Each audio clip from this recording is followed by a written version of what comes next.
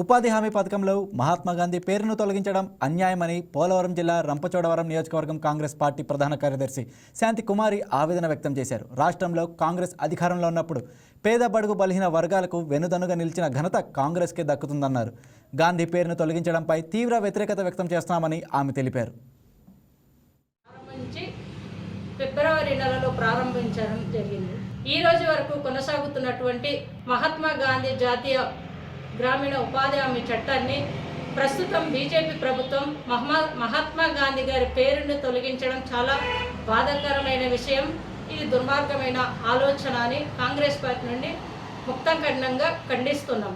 భారతదేశ ప్రజలకు వెన్నుముక్కగా ఒక గుండెకాయగా ఉన్నటువంటి ఉపాధి హామీ చట్టంలో మహాత్మా గాంధీ పేరు తీసేయడము, ఆలోచన రావడము బీజేపీ ప్రభుత్వాన్ని మేము విమర్శిస్తున్నాం.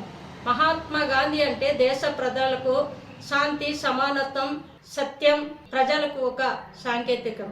ఆనాడు బ్రిటిష్ ప్రభుత్వాన్ని ప్రాళదోలి ఈవేళ స్వతంత్రాన్ని, స్వరాజ్యాన్ని తెచ్చిపెట్టి శాంతి, అహింస, సత్యాగ్రహాన్ని శక్తివంతంగా, నయవంచంగా మహాత్మా గాంధీ గారు ఈవేళ ఈ యొక్క పథకాలన్నీ కూడా దేశ ప్రజల కోసం పాటుపడి మహాత్మా గాంధీ జాతీయ ఉపాధి హామీ చట్టాన్ని రూపకల్పన చేయడం అనేది జరిగింది.